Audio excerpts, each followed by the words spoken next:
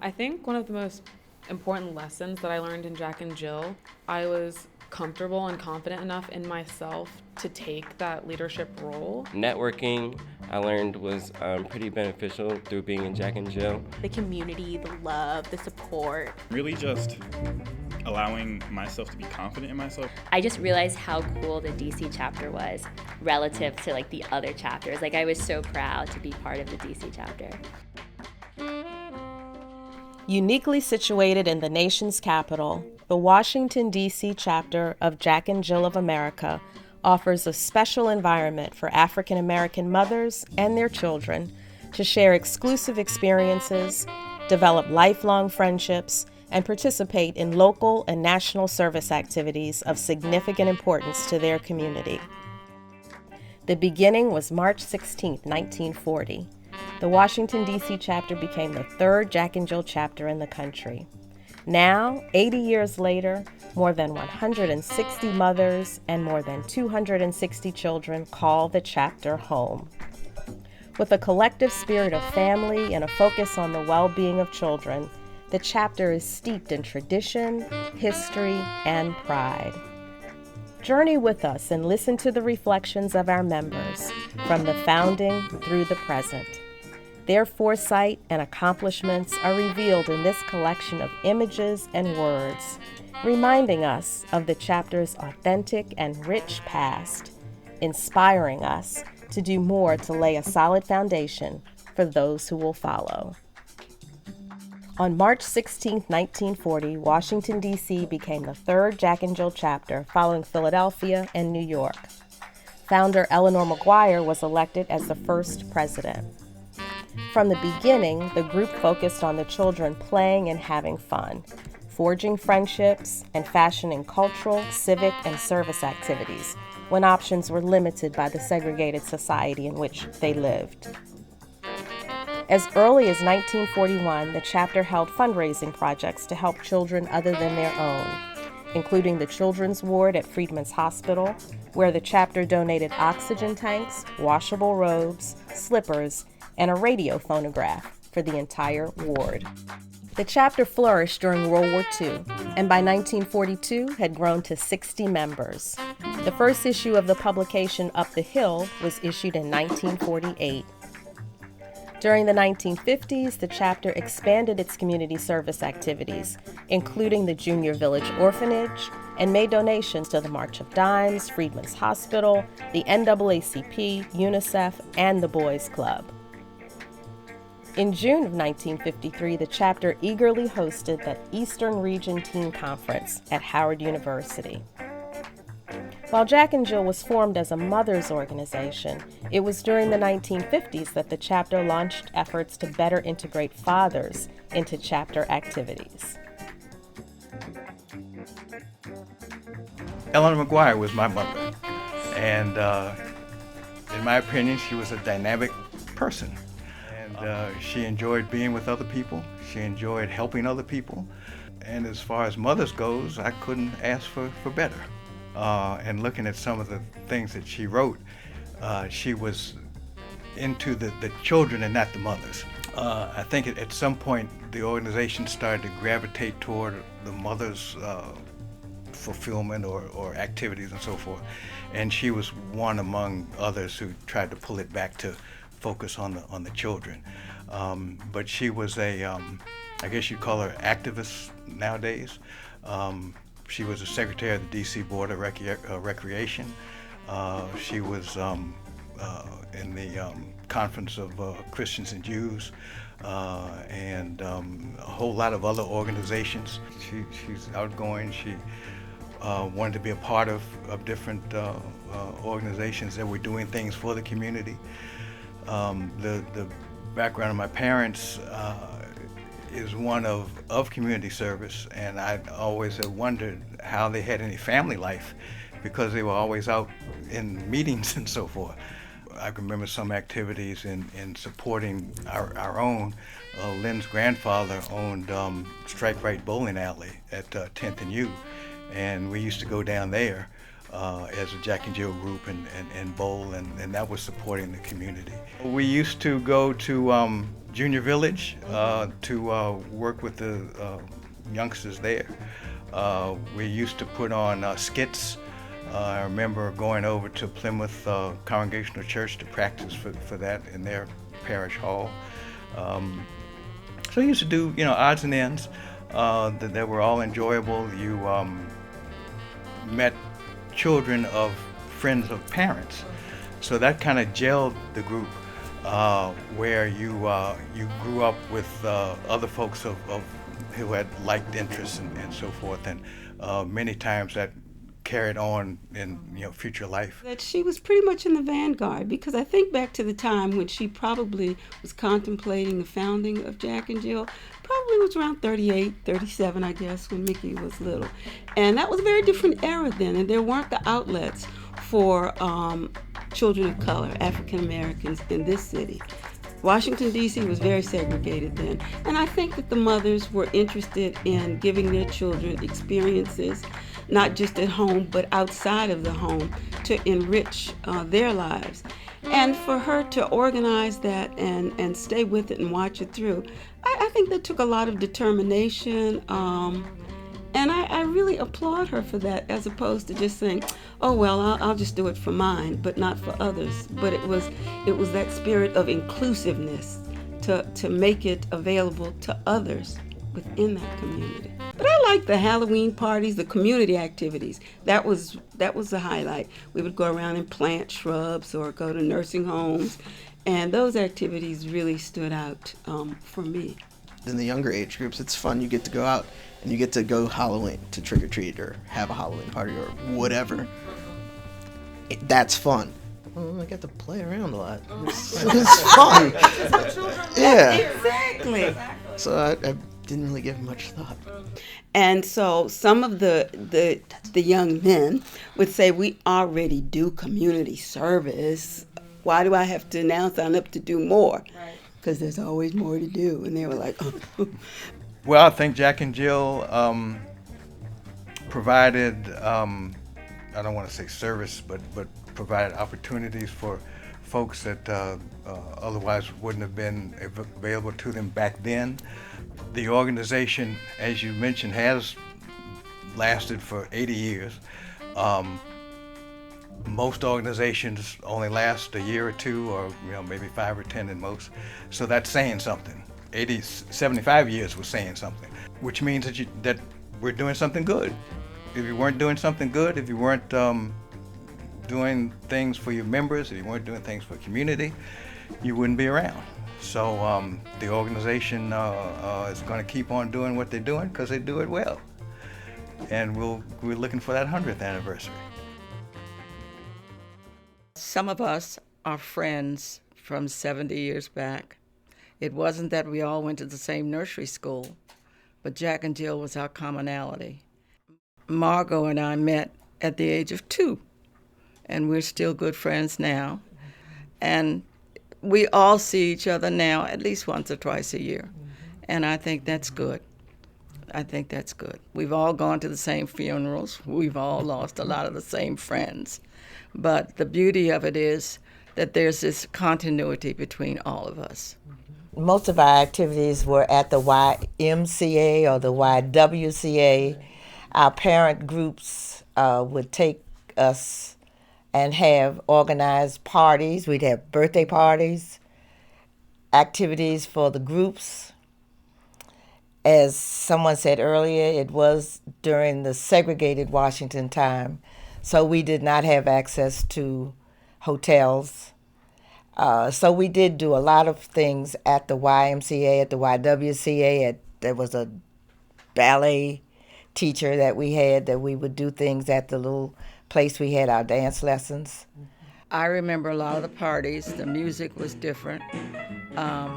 They had a tendency at one time, for the boys to stay on one side of the room and the girls on the other. And the music was more or less the Clovers and the Orioles and anybody else that was very popular at that time. The music was what you call doo-wop now. No line dancing at all. What didn't exist? Huh? No, didn't have them then. You touched each other. Yes, you did. Oh, yes. Yeah, you did. You touched each other. Either slow or fast. And that's what they were saying, that the girls and boys danced together, but not at my house. My father had a ruler, and he would put the ruler between the boy and the girl, and you better not get any closer than that. But I do remember going to the bowling alley as a recreational outlet, and we did things together. We went to school together, Jack and Jill together. Many of us went to church, the same church. So it was a feeling of family back there then. What we did back then in the 40s and 50s and being segregated, segregation doesn't come up with us at that time because we just lived in our little world, and it made. Since I've gone and lived in many different places, I married someone in the military, but you go different places and you'll see people say, oh, well, what was it like when it was segregated in D.C.? You weren't aware of it because, like Lois said, we lived within our little area. And so at least I was not that conscious of it. We had our own group, we had a good time, and certain things that you see that people struggle with in other cities, we did not have to go through, whichever way you want to look at it, it was a good thing, or some people may think it wasn't. But you couldn't go to different things downtown to begin with. So we knew where we could go. And so that too took some of the stress and strain off of other things that, people were, exposed to. It was a safe area. Yeah. That made me think of how close the mothers were, because some of them had homes at Highland Beach. Mm-hmm. So we not only had parties all tied into the Jack and Jill, but those same families and children played in the summer together. That's true. Other members of other chapters stayed with us when the convention was in Washington, D.C., and we stayed with them, as Adrienne said. I specifically remember traveling up on the train with other members of the Jack and Jill. And I do remember that the parents came into this chapter because most of them knew each other. And that was how the chapter was formed. So our world was U Street to our homes, to the Y or the church,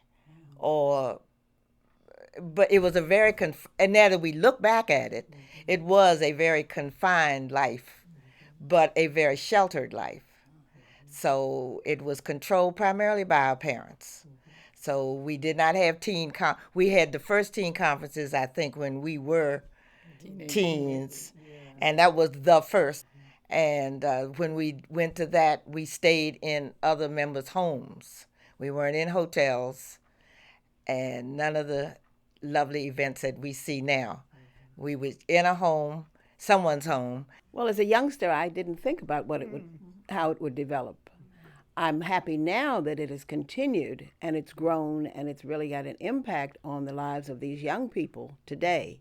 And it's taken a different direction because they have become more involved in humanitarian efforts, fundraising, and that type of thing. When we were in Jack and Jill, like all of us have said, it was a matter of us having a social outlet where we could all meet different people from, different areas of the city and socialize together because we were limited. Mm-hmm. As Lois said, we went to the Y, and if we didn't have something at the Y, I don't know of any other venue that we would go to.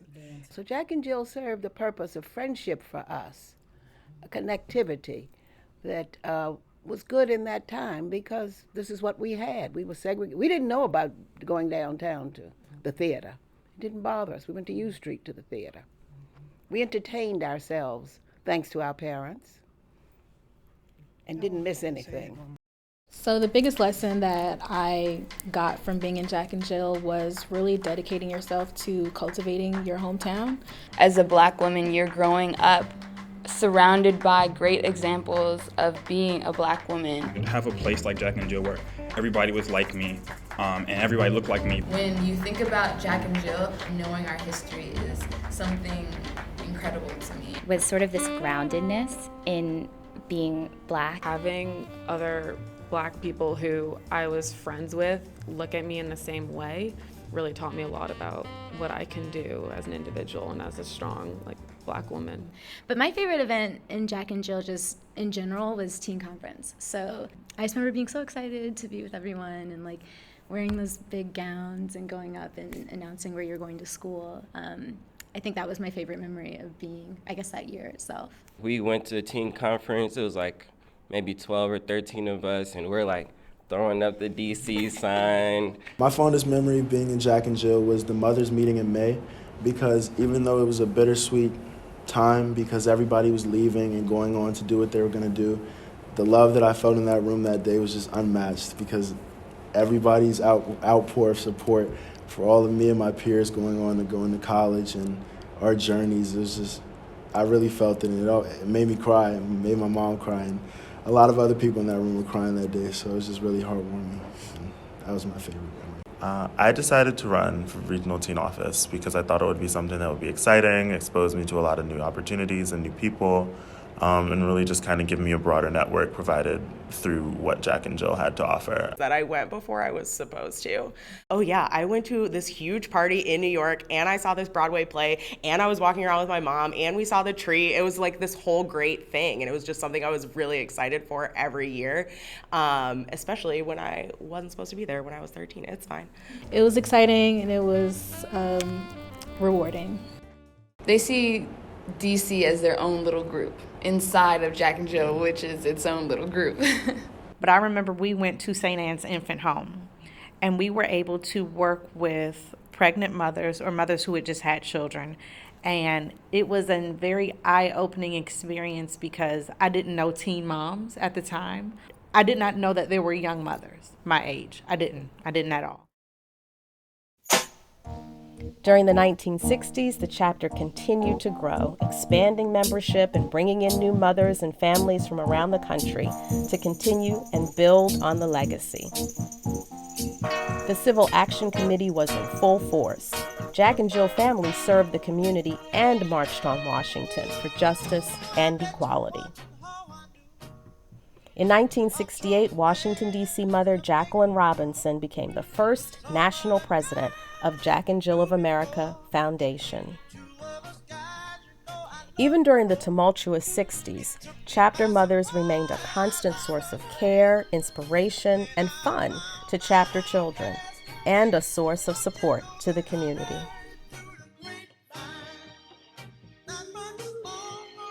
Washington was a segregated city, and these women had come to Washington looking for many from other cities, not all, but looking for opportunities for their families in Washington, but they wanted their children to have the full breadth of exposure to things in Washington.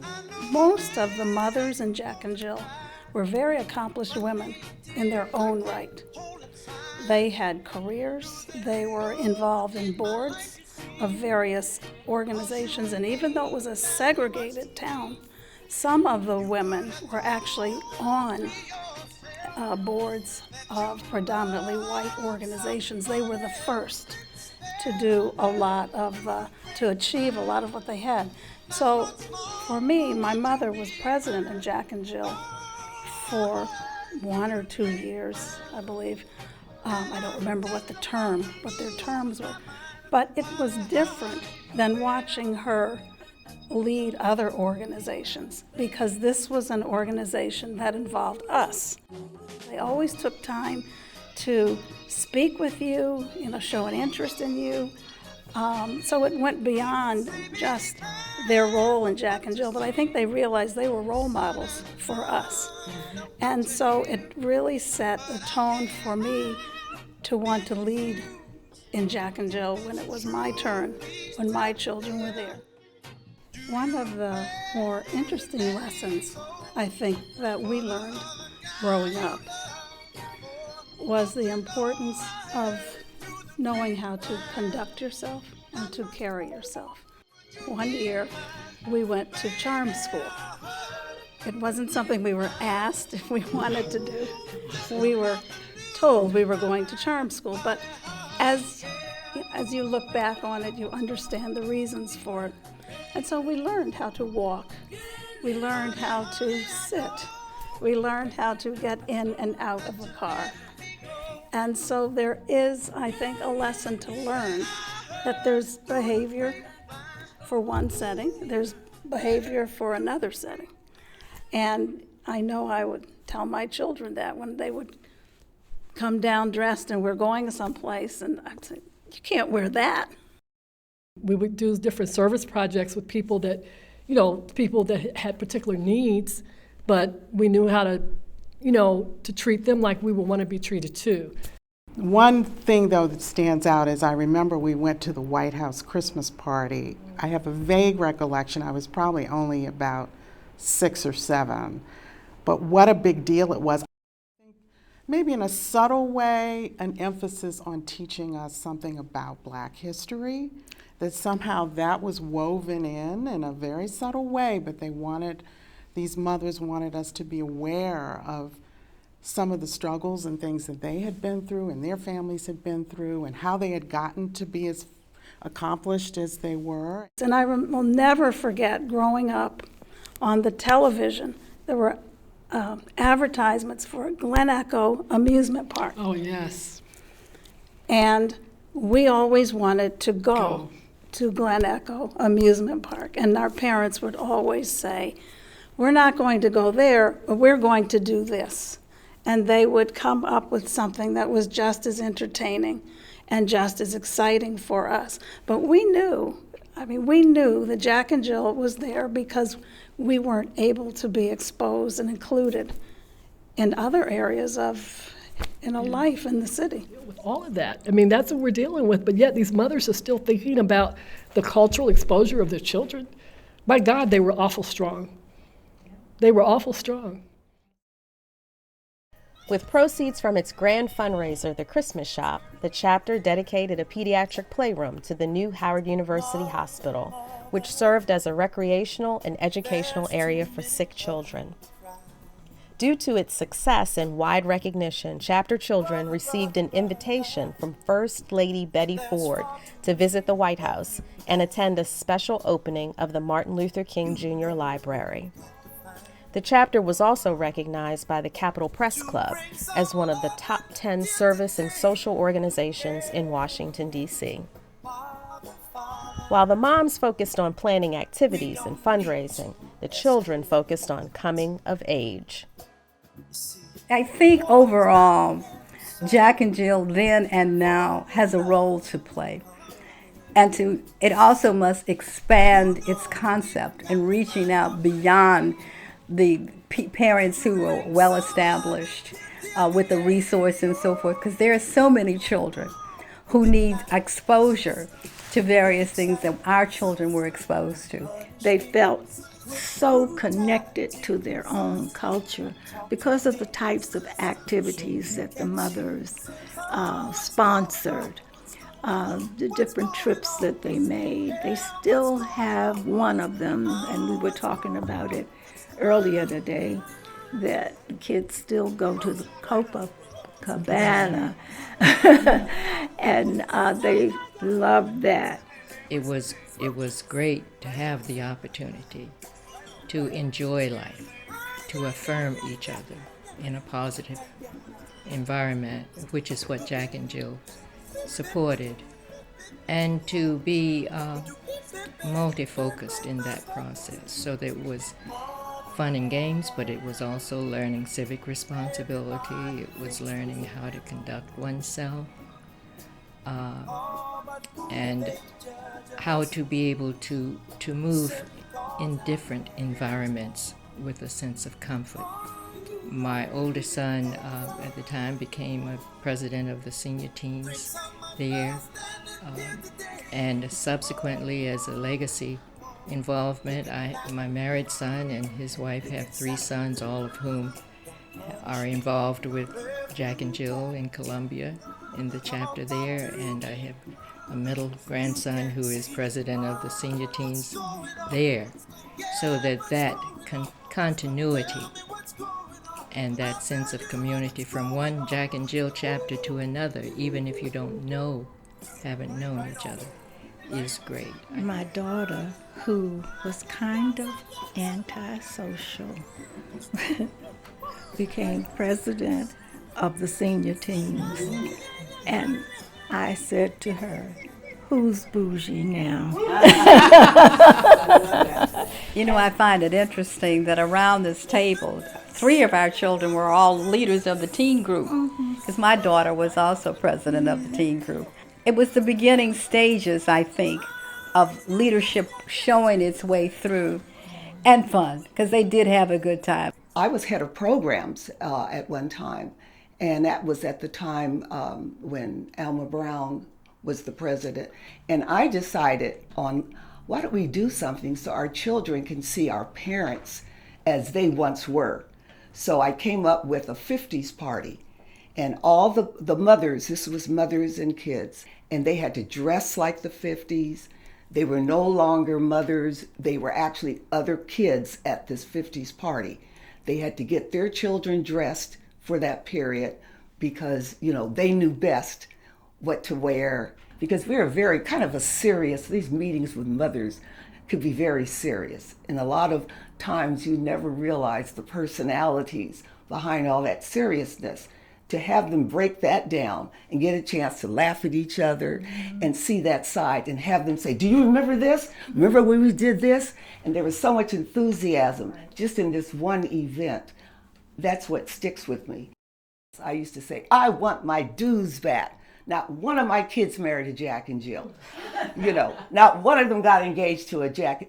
We were saying and hoping that these were the girls. I mean, these were the girls to pick from. These were the boys to pick from. Okay. Well, the great lady. Great relationship. The great relationship I established was with this lady who's sitting right beside me. We have become like sisters over the years. We have celebrated so many times, great times together as families. And the children are also still very close to one another. I don't know what I would do without your friendship.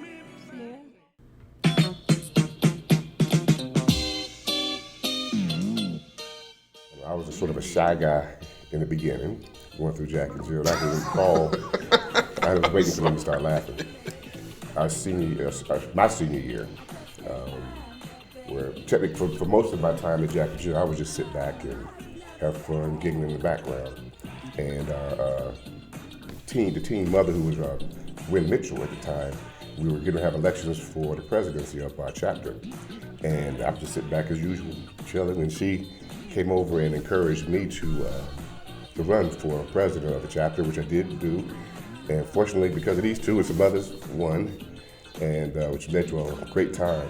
But it also sort of helped shape some of the experiences I've had since that time in terms of leadership ability, and went on to law school and was was a head of the Georgetown Black Lawsuits Association, the Media Regional Director, and now will be the president of the Washington Bar in June. And I can honestly say that type of, I guess the confidence to do that came initially from Jack and Jill. We wrote his speeches. Remember we said earlier about him lying? Quiet? I don't think that's an adjective I would use for you. Jack and Jill was leading up to adulthood, right? You know, the experience of their first cars, their first girlfriends, the buddies who you would be friends with, and all of that stuff seemed to emanate from relationships in Jack and Jill. Yeah, especially talk about the cars. Everybody around this table, I don't know if you ever had a car accident or two. But it helped me as a parent know how to deal with my child when he was in a car accident, and not be harsh and take the car and take his keys. And so you learn different things that prepared me for being a parent and learning how to hopefully take some of the things that I learned, the trials and tribulations that we all went through together, had each other to lean on, could pass that on to my kids. And actually they went through Jack and Jill as well. And we would throw fundraisers all over the city, basically parties. We had some of the best parties in the city because everybody would come from all over the city, and it was really funny. For at least for 1 year, Jack and Jill was known as one of the, giving some of the best parties in town. I mean, basically, you have a budget to go throw a party, and we used it and had a ball. And Gwen Mitchell, she deserves a medal because she kept us in line as best as anybody could. Yeah. Well, they're older than me, so I just tagged along. So whatever they did, I did. Yeah. And that's the story you stick it with, right? Yeah, they led me astray. What? Yeah. Well, actually, Tony's the oldest of us, so I was following him too. So, But my leadership ability started there. Right. I said earlier. See? But I think there is a bond because of the uniqueness and the brotherhood and fellowship of Jack and Jill that really makes it current, and it still feels authentic. Same as when we came through, same as with our kids, and I hope that will continue. So one of my favorite memories is Stan Singford, who's here with me tonight, hosted a pool party at his house, and it was so much fun. We had a great time. Then the next year, in which we had to do another event, we did a pool party at my house. So we just went back and forth for about 3 or 4 years. I know everybody here remembers going on Jack and Jill ski trips. We'd go up to Seven Springs for the weekend. It was usually during President's Weekend, and they were always a lot of fun. And I remember this group here being at parties, and I know that my parents always felt, okay, you know what, Ben Watkins is going to be there, and so I don't have to worry that something's going to happen to Lee. Bo and Stan are going to be there. Charles is going to be here. So these were people that they knew and they trusted. They knew your parents, and they allowed us to go out and have fun and go to parties knowing that there was always going to be someone there. Mother's Day week in 1985, when we had an Eastern Region conference in New York City, and we stayed in the Twin Towers. There was a Four Seasons hotel in there, which meant nothing to me. And some of my friends and I, we got together, met some other people from other jurisdictions, and we snuck out of the hotel. And we discovered parts about New York City that we'd only read about. Jack and Jill taught us, yes, you are very privileged. You are to be thankful for everything that you have and serve others. So I remember our group doing a lot of service projects down at Howard University Hospital. We would make things for the babies, for the infants in the infant ward, or volunteer at the hospital just walking around as mini candy stripers, or going to nursing homes. When the Martin Luther King Library first opened, and not only was that special to be able to visit that, but we also visited as a guest or chaperone of Betty Ford. And Betty Ford was our guide for that day, and then after the event, we were able to go visit the White House and actually play with Gerald Ford's dogs on the South Lawn, which was just, something of a memory that's ingrained in your mind that anything's really possible. Jack and Jill exposed us to others. I became a lawyer because I was surrounded by other lawyers. It's possible. And that was very normal for us in terms of, did you want an internship? That was common for us to go. We were surrounded by excellence. Absolutely. To call up Congressman Dellums, I'm interested in an internship, come on down. Well, his kids were in Jack and Jill. They were a couple of years older than me. So that's what the relationships were. We looked out for each other. I remember when I came to a lot of the other Jack and Jill parents and said, oh, I got into Syracuse. They were like, oh, okay, what's next? Mm-hmm. Oh, I got into law school. They were like, okay. Like, it wasn't a big deal. It's because they sent, like Ben said, they sent a level of excellence and a level of expectation, and everybody's parents were doing well and doing what they were supposed to be doing, and they expected the same from us. And Jack and Jill, the friendships that we have and the character that I think, the expectation that we have, what we saw about how to be was right in front of us. It was organic. Our parents didn't have to teach it. DC in the 80s, it was a very, again, unique time. It was an aggressive time. There were a lot of negative things that were going on in the city. Things were not normal for a lot of people in this city. And we had to overcome that and deal with that to move forward and to go in the places that our parents, our families, Jack and Jill wanted us to go. The Jack and Jill community made us feel safe. I was safe. Jack and Jill taught us how to act. And not only taught us how to act with the right fork, how to dance foremost, it also taught us that you are confident enough to go anywhere in this city. This is your city, and the reason we were going down to Turkey Thicket and going down to other schools and going to the Coolidge Go-Go and all that stuff is because we wanted to experience our city. And Jack and Jill gave us the confidence to say, don't stay uptown if you don't want to go uptown. You want to go downtown?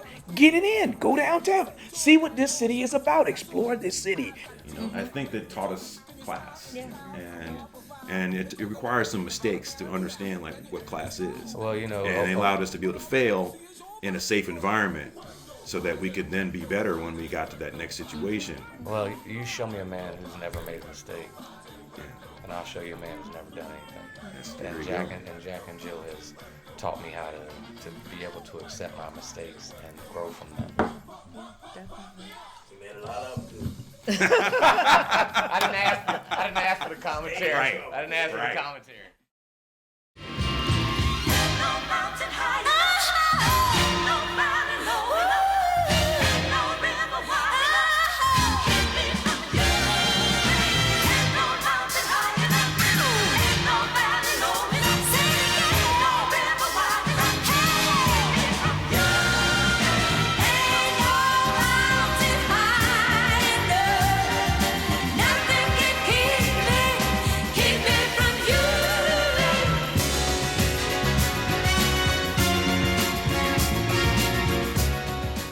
There were three major projects that happened during Mom's tenure in the late 80s, early 90s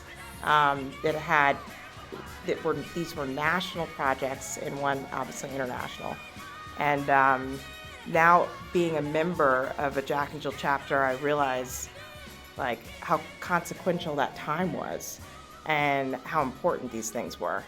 So the Washington, D.C. chapter of Jack and Jill spearheaded the establishment of the national headquarters movement and the site selection.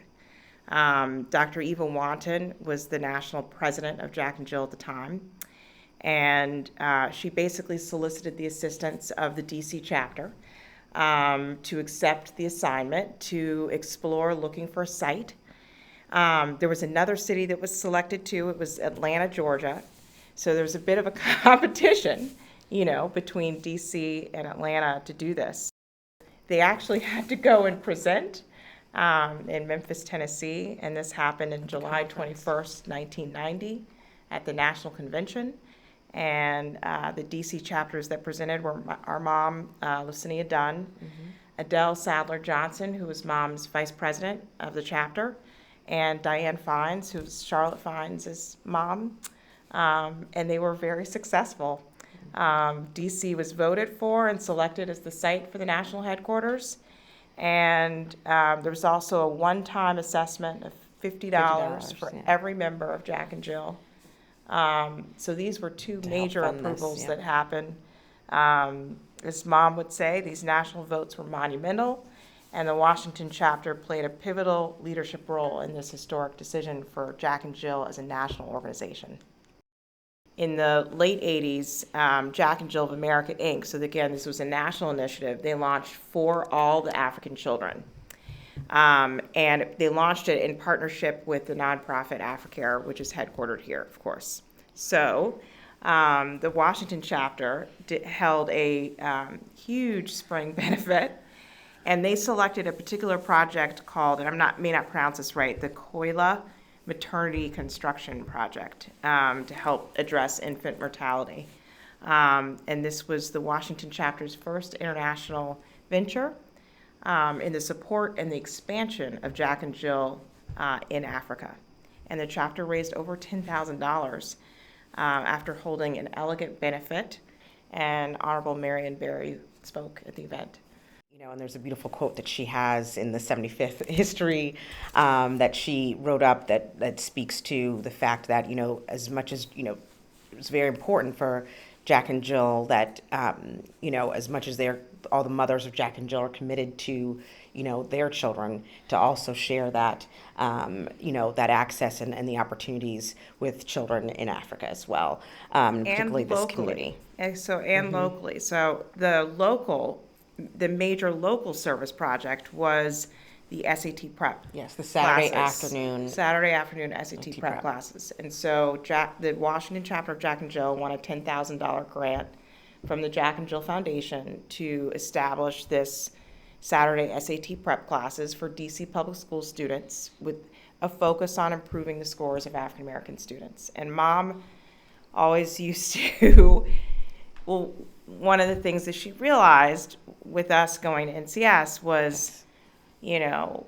she would see the access and the things, the tools classes, that we had. I can't remember the names of it, but like Princeton Review and all the different prep courses that she saw the other parents utilizing for their kids. All the tools and the resources that we had access to, and understanding the gap that needed to be filled. Jack and Jill was in part a consequence of her belief in where she also wanted us to be educated for school. And I think it served that purpose for a lot of people in the Washington, D.C. chapter. And she would love something like what we're doing here today because she was also a historian. That's true. She was a historian for our family. And, we were just talking about how for the 75th anniversary, she was writing up the history of the chapter, and it was very important for her that the legacy and the stories that we have that are so powerful in the African American community are told, and that we understood, where we came from and who we are as, fourth generation members of Jack and Jill Incorporated, and to understand, where we came from was really, really paramount to her. So she would love the fact that we're, kind of recording this for history. Since we lost Mom, I haven't missed a Jack and Jill event with Chase, and we enjoy it immensely. And it's just been something that we've kind of put our heart and soul into as of late. Jamoki is a Yoruba word which means one who loves the child. How appropriate, because we love our children as we love all children. So Jamoki, a little bit of history. Jamoki was conceived in 1989 with Africare and Jack and Jill of America, Inc., a collaboration with all the chapters across the country. We started with a $350,000 grant that was given by Africare to start the program, and Jamoki started with 3 primary goals in mind. One was to broaden the whole perspective of the globe for our children. To let them know it's a bigger world out there, okay? And to focus on Africa. 2 was to create appreciation and awareness and enthusiasm for Africa. And not just for our children, but for the families in Jack and Jill and for the larger communities that we worked with. And then 3 was to also offer an opportunity for our senior teens and junior teens to consider overseas internships in Africa, to motivate our parents to do business with Africa. So those were primarily the 3 reasons that, Jamoki was started. And I can say that it truly is one of the best programs. We had fun. I mean, we made bracelets. I just unwrapped one of these because this is just a little tube under there and show how you just string up the beads, We bracelets and necklaces, and I know you love this, okay? But, I run into parents now and they say, that necklace I made at Jamoki, I still have it. And the kids, they have their own children now. And they, still talk about how much fun they had in Jamoki. So, leadership of Jamoki, I started off as the chair. The next chair was Gina Adams. Gina is Senior Vice President of FedEx, and I only mentioned that to say that FedEx played a significant role and that they sponsored the event. I take great pride in saying this one. And we had a beautiful, loving, smart, intelligent, creative other mother come in. Now, she happened to be my daughter, but that has nothing to do with it. So it's been a privilege to be a part in a very intimate way with Jamoki, having grown up in the chapter, and see it, be birthed with my mom and see the injection of every wonderful part of our shared ancestry.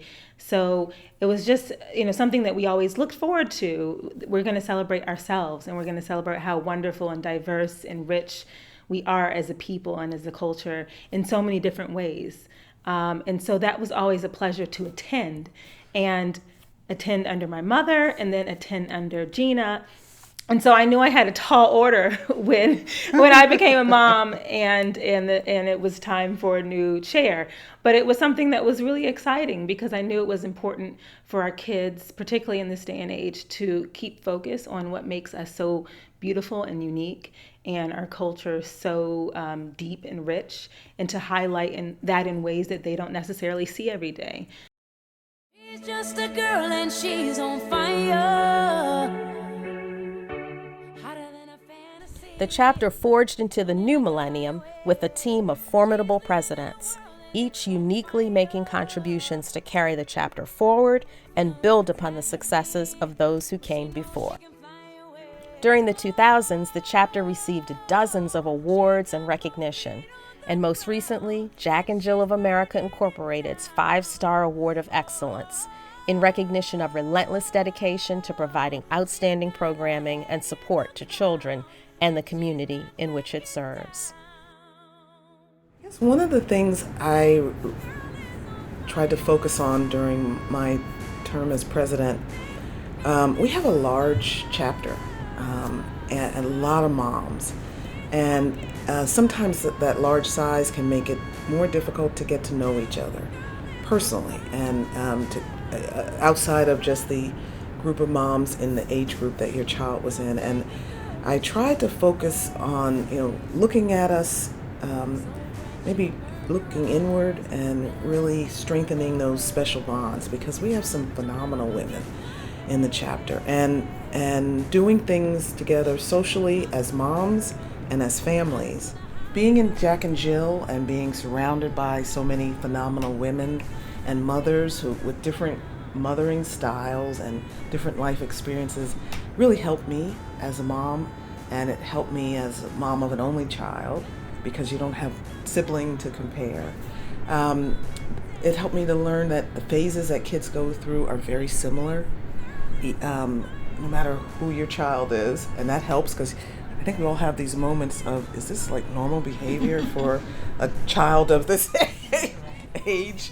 And so you realize the range.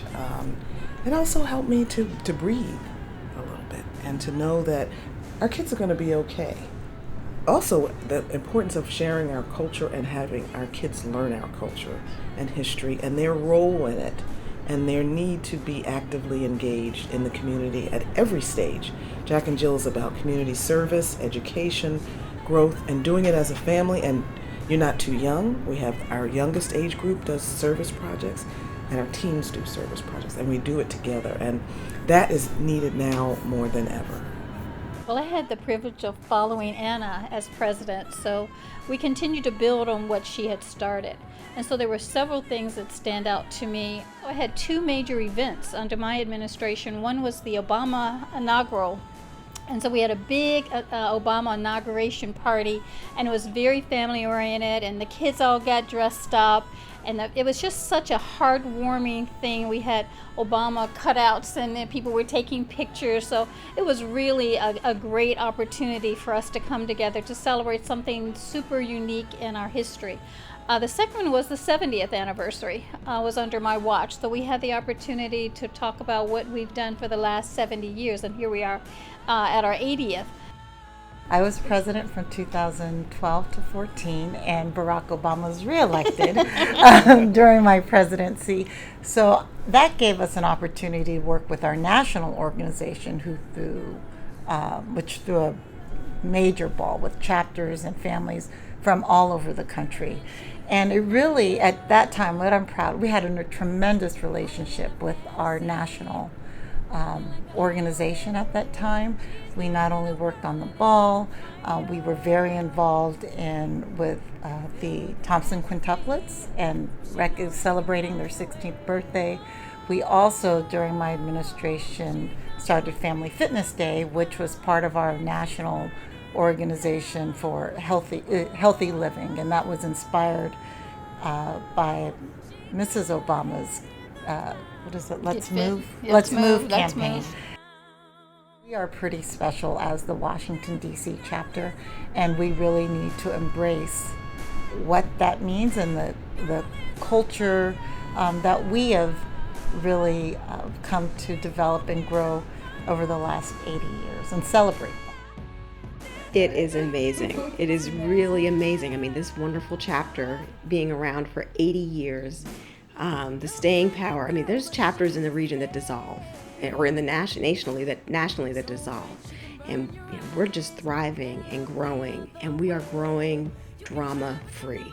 Where else are you going to be that your child knows how to create an agenda and lead a meeting and plan an activity, have a fallback plan when that activity doesn't work? And there's so much more that we can do just for each other, to support each other. And I'm starting to see that more, how we're just reaching back and helping each other. And we've got we talked about the chaplain role that we've really implemented this time, and it's really, I think, made a culture shift in the chapter where we're more introspective and we're more thinking about our moms and ourselves and our whole position in this life and what we can be doing for ourselves and for our families. And I just think that's really, and our connection spiritually, I think it's really been a positive thing. And my hope is that continues to flourish in the chapter as well.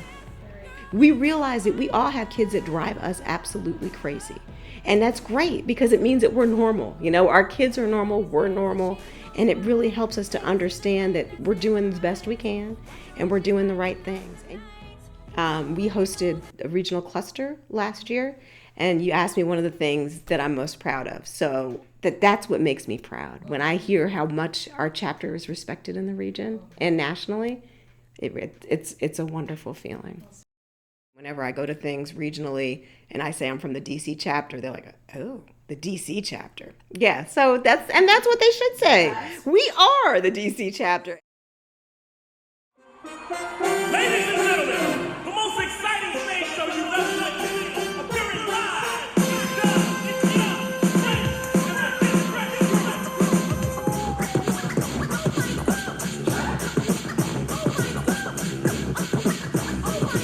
Excuse me, Dougie Fresh. Yes. Have you ever seen a show with fellas on the mic with 1 minute rhymes that don't come out right? They bite. They never write. That's not polite.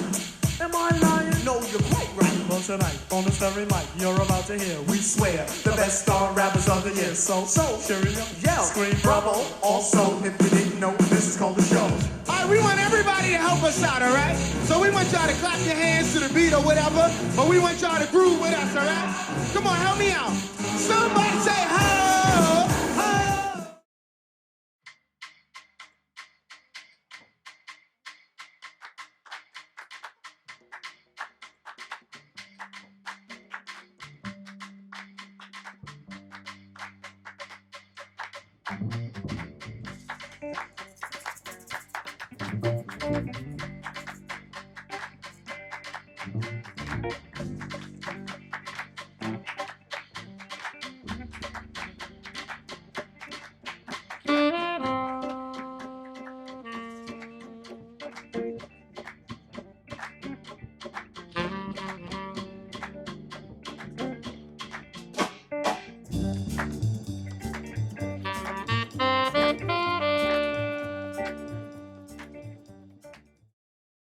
Today, the chapter stands united and active during one of the most trying times of our generation. There's no doubt that the chapter has adapted to the times in which we live.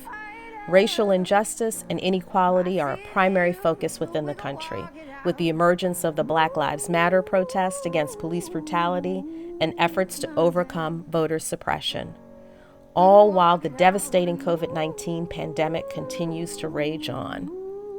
Justice! No peace! No racism! Police! No justice! No peace! No racism! Police! Say his name! George Floyd! Say his name! George Floyd! They heard it! They heard it! Show me what democracy looks like! This is what democracy looks like! Show me what democracy looks like! This is what democracy looks like!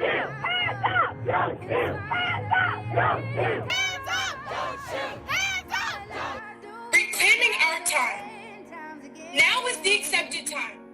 Not tomorrow, not some more convenient season. A quote by W.E.B. Du Bois. Today I stand here amongst you all as a regular 15-year-old girl with dreams and aspirations like anyone else. Dreams of a promising future. Honestly, as I reflect upon my hopes and dreams, I get a little sad. Sad because so much time has been taken from us. So many options and opportunities snatched from our grasp. My dream is a dream of restoration and reclamation. It is time to reclaim what is rightfully ours. Over 400 years ago, we were brought here and had no rights. It took 346 years for the first voting rights act to become law. Yet we still have a host of subversive tactics to keep African American voters away from the polls. That's why I plan on going out and registering people around my city to vote. We all need to understand the right to vote can't be taken for granted. I am reclaiming my voting rights. Today, we are still the victims of violent crimes. Can anyone tell me how many times a traffic stop has led to the loss of a Black person's life? Something has got to change. We must lobby our elected officials. Our voices matter. The time for change is now, Jack and Jill of America.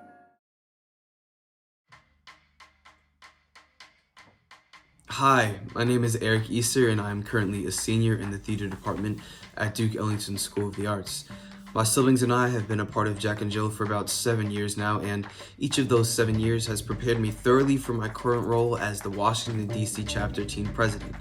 So far, being in Jack and Jill has taught me how to better serve my community through amazing initiatives and opportunities such as Project Give Back and packing lunches for the homeless at Martha's Table.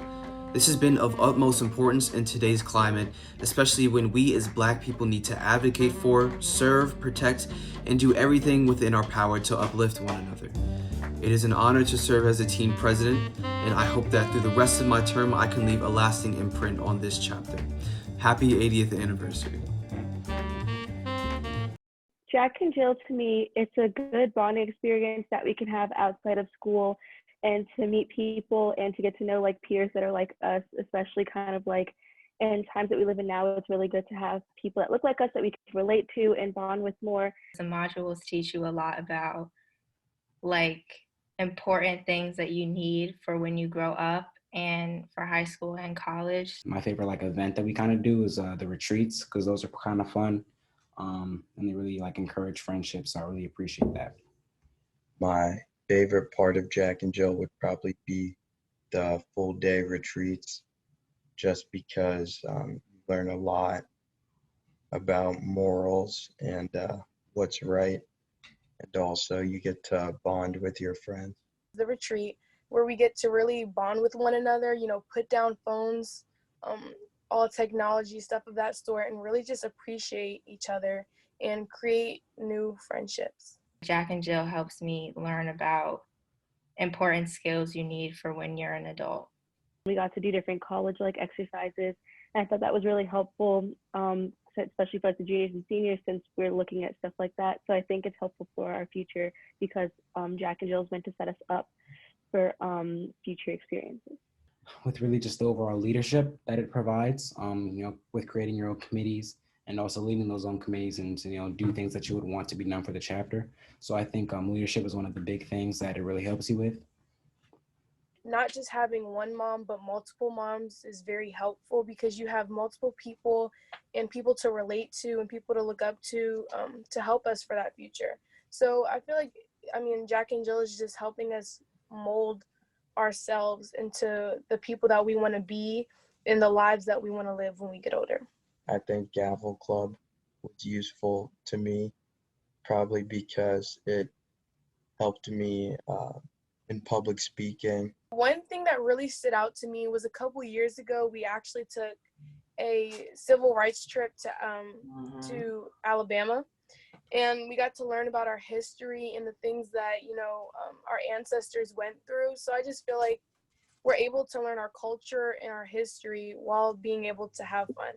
I might have to say the type of conferences that we go to. I think last year we went to Jamaica for some type of conference. Yeah. Not only was that really fun because obviously it's Jamaica and it was really fun to be there, but also there were a lot of people new people that I could meet from different chapters around the country. Greetings, Jack and Jill members and associates. My name is Cole Hughes and I'm a proud member of the Washington, D.C. chapter. My family goes back at least 50 years with this chapter, so I'm proud to bring you greetings from the Eastern Region Teen Executive Board, where I serve as the nominating chair. Happy 80th anniversary. My name is Yvonne Williams and I'm the current president of the Washington, D.C. chapter. I've come into the chapter at a time when we're faced with some of our most difficult challenges. I'm grateful to the immediate past president, Kim Ford, who has transitioned our chapter nicely into a time where we can move forward with faith and hope that we will be fine going forward. The Washington, D.C. chapter is original in that it's been around now for 80 years. We've gone from forced segregation to integration that occurred after the case Brown v. Board of Education. Our chapter and our city faced challenges to that integration with the March on Washington, the tumultuous episodes after the passing of Martin Luther King or his assassination, through the challenges up through the 80s and 90s when the city was dealing with the crack epidemic, mass incarceration, racial turbulence has sort of passed throughout each decade, and it's coming to today where we live we're living during an unprecedented health pandemic where we're all working from home. Our children can't go to school, and just the very touching of the people who we love the most can bring health consequences that we could have never predicted. We continue to face racial turmoil that culminated this summer with some of the Black Lives Matter protests that our Jack and Jill youth participated in. And we took part in what some would say is the most important election of our generation. And during all of these times, from 1940 to 2020, what has remained a constant in Washington, D.C. is the Washington, D.C. chapter of Jack and Jill. It has provided safety for our children. It has allowed them to grow up loving themselves, loving their friends, loving their community, and most importantly today, loving Jack and Jill. There really is no other organization that brings children together, cements and fortifies lifelong friendships, partnerships, networks in the way that Jack and Jill does, in the way that the Washington, D.C. chapter does. We have a long history of supporting our children. Our Jack and Jill chapter is our village. It is through the moms of this chapter that we support our kids, we love our kids, and we send them out into the world prepared to handle anything. That is our goal.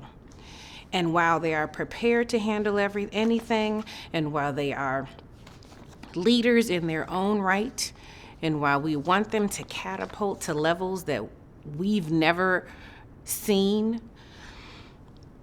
we always want them to remember the greater community and service.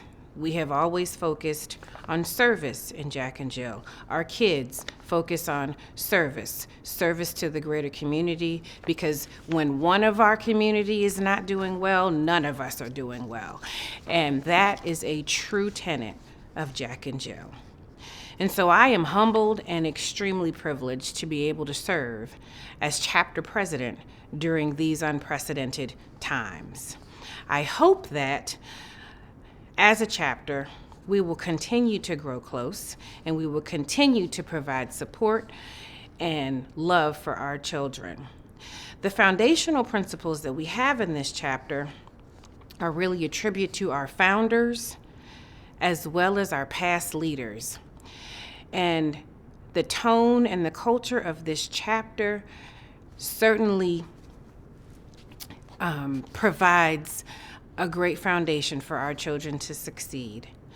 So I don't know what the next 80 years will bring for the Washington, D.C. chapter, but I am confident, I am positive, and I am sure that if the past 80 years tell us anything, the future is nothing but positive, nothing but great, and nothing short of amazing. So, thank you.